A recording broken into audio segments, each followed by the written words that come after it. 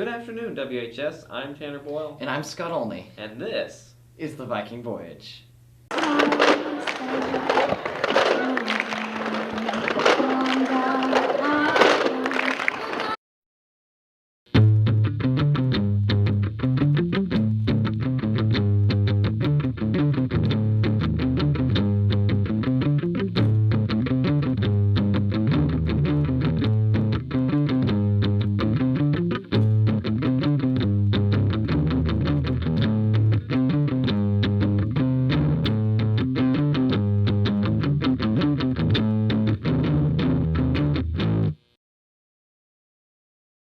There are supernatural happenings going on the golf course, and this is largely in part due to the Berthoff family. Our very own Riley Osen took a look into the dynasty of the Berthoff family.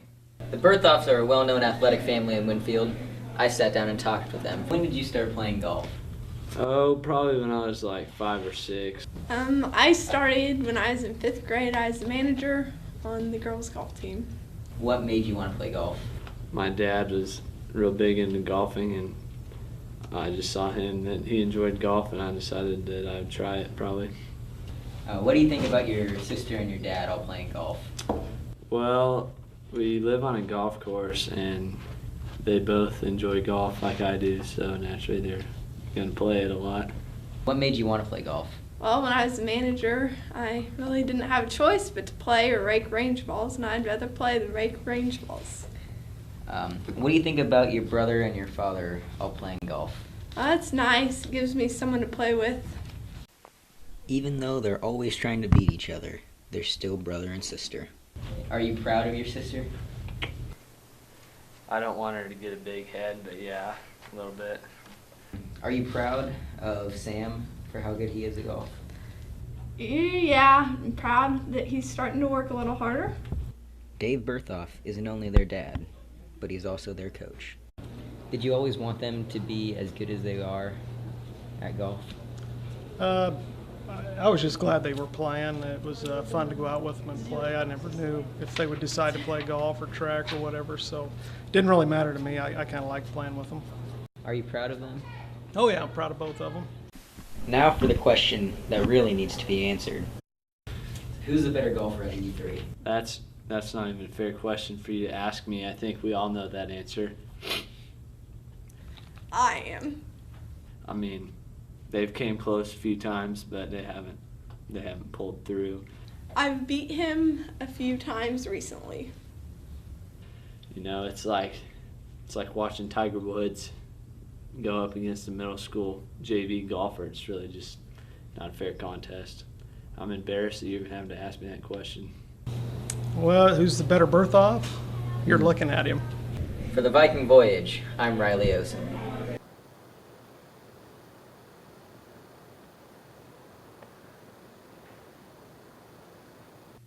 Balancing work and school can be difficult, but our very own Sang Tai clears things up for us. At school, most students have the rest of the day to themselves, but working 5 to 9 is a reality for most students at Winfield High School. But how many do actually work, and where do they work? I would say at least half of the kids have jobs that they work outside of school. I work at Gambino's. I've worked there since last December. I work at Pizza Hut, and I've been working there for about a year, a little over a year. I work at McDonald's, and I've been working there for 6 months now. Nevis's Mexican restaurant. I work at McDonald's. Many different problems that come with working. One of the biggest concerns, though, is keeping your grades up, which is always a difficult task. But while you're working, it's a different story altogether. It's hard because you never have time to do homework because you're always at work or at practice. But I just got to find a way to make it work and keep doing it. It gets difficult to keep up my GPA and keep up with homework because I work almost every day during the week except for Fridays, and then my weekends are pretty busy, so it's a little tough. It depends on how much homework I have, how stressed I get. If I have a lot of homework, obviously I get stressed out because I don't have time to do it before work, and then after work I get home usually like 10 or 11. I try to make time to actually hang out with my friends and do my homework. Most of the time, if I have a lot of homework, I stay up and get it done. Normally every night I'm up till like 3 or 4 in the morning. I usually try to do my homework whenever I have free time, like in seminar and stuff like that. But if I don't finish it, I'll do it at home first and then do stuff with my friends after. If you're looking to get a job, there are some factors to consider beforehand. Here are a few tips for those of you who are looking for a job. I think kids who work and go to school, I have a lot of respect for that. If you can juggle school and juggle work, that's great. But work should never get in front of school because the school and your grades are so important. If you're trying to, my suggestion, if you play sports and you're trying to get a job and you're going to school, I wouldn't focus on a job right now. Focus on your school and sports, get that out of the way first. Your job's always going to come later. But if you don't have a choice, then just make sure you balance it carefully. If you want to get a job, make sure you have a job that with managers that allow you to take days off, or not necessarily take days off, but have a easy schedule so you don't have to worry about, oh, I have to get home at this certain point of time so I can do my homework or projects or whatever. My advice for people with work and school is just try to find a balance between the two. Don't work too hard. If they're scheduling you too much, just, pull them aside and be like, hey, I need some more time off for school and stuff. Whether you have a job or if you're looking for a job, remember not to go overboard, and always remember, it's a job, not a career. This is Sang Tight reporting for the Viking Voyage. I loved Cali for 2 years while I was here, and I wish I could do it all over again. For me, it was nice because I had that foundation, had the basic sciences. I remember going to the home basketball games, and all the students up yelling and screaming, cheering our team on. Cali gave me an opportunity to grow. It all started here at Cali for me. It all starts here. It all started at Cali. It all started at Cali. It all starts here. Reading from a textbook can be a bore, but our very own Tanner Boyle took a look at the not-so-scary side of literature. Most WHS students hate reading, but why is this? Why do people hate the act of reading a book? I investigated. Do you enjoy reading? No. Not at all? Depends on what it is. Why don't you like it? Well, it takes a long time, and I'm really busy. I'm just kidding. But, I don't like this. I'm done. Why do you not enjoy reading, Ray? Because I got better things to do, like work outside. Yeah. Got a job. If I have time to read, I'll read. Like the newspaper, I'll read the newspaper. Do you enjoy reading? Sometimes, but not really. It depends on what I'm reading, I guess. What do you enjoy to read? I like reading mostly comic books because there's also pictures, so it's like easy to read. And when you don't like to, what do you not like to read? Textbooks, obviously. I don't really like reading like really sophisticated books, like, I don't know, Pride and Prejudice. I just don't understand what's going on ever. Do you enjoy reading? Yes. What do you enjoy reading most? I like reading a variety of things. Such as? I like reading fiction a lot, mainly. I also like what they assign us in English, like a lot of people. And what is it you do not like reading? I don't really like biographies. They kind of bore me. It really depends on the writing style of the author. Do you read on a regular basis? Yeah, I do. I like to read books and novels, graphic novels, comics, web design pamphlets. Do you think, with what you do read, do you think you get beneficial knowledge from it? Not really, but it's just fun to read. Sometimes. Do you think you gain beneficial knowledge from what you read? No. Well, I don't know. When I read books like by Chuck Palahniuk, he'll teach me how to make like napalm, but I don't know if that's good.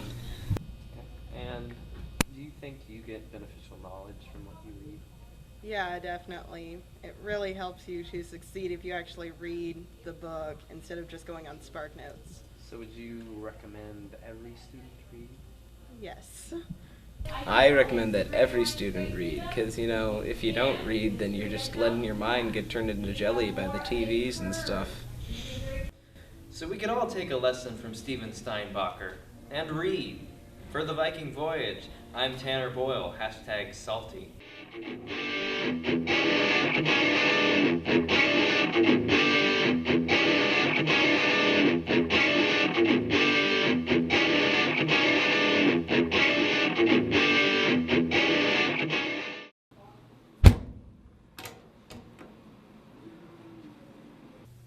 Fret no more. Here's Haley Mers and her story on stress. Many students at WHS are stressed out. I investigated #TheStruggle. What do you stress about? Mostly schoolwork and homework and classwork, school.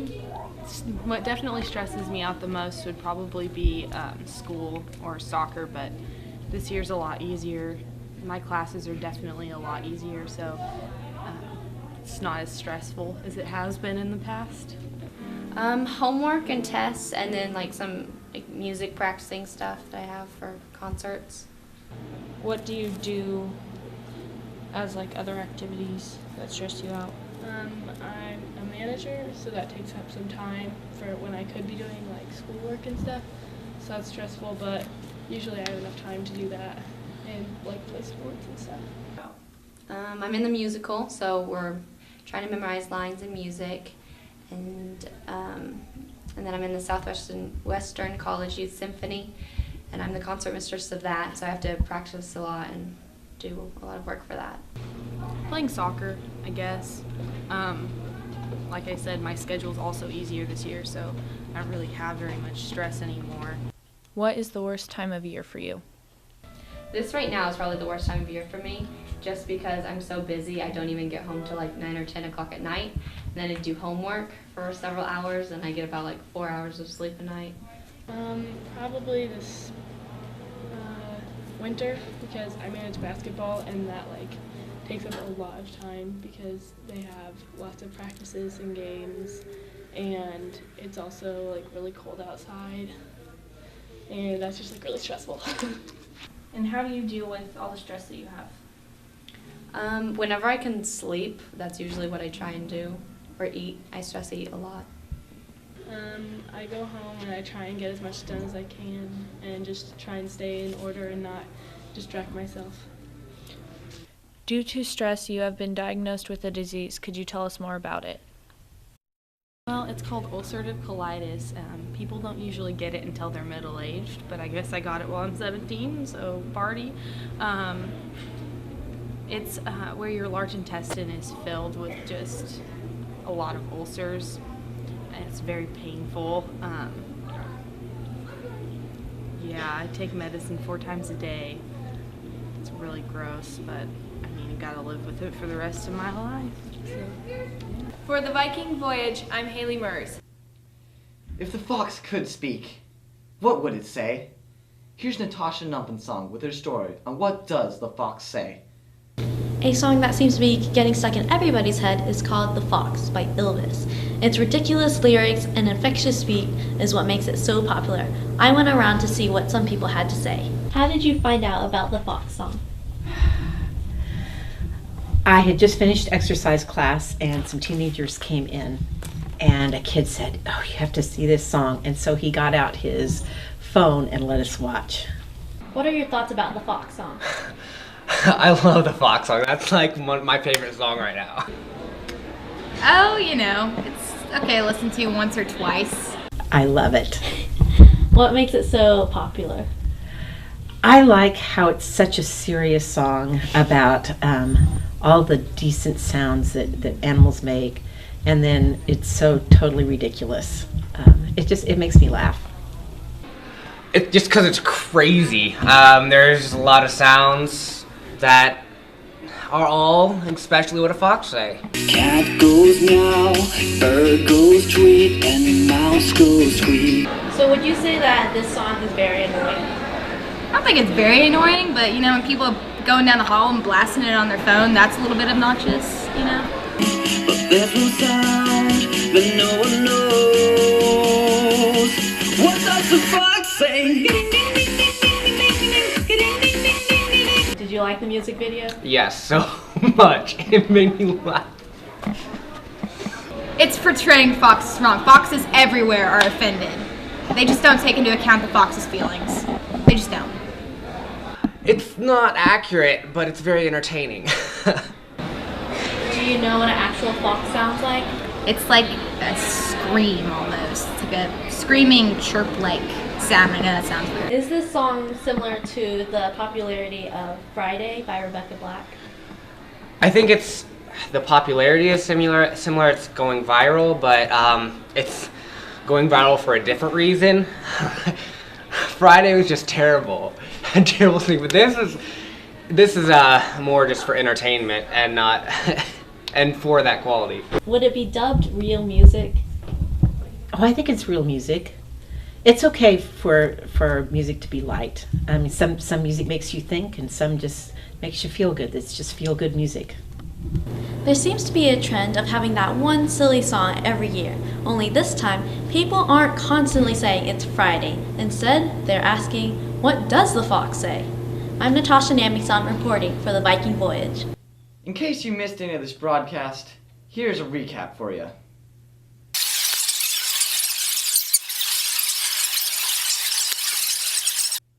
You're welcome. For the Viking Voyage, I'm Scott Olney. And I'm Tanner Boyle. Have a nice weekend.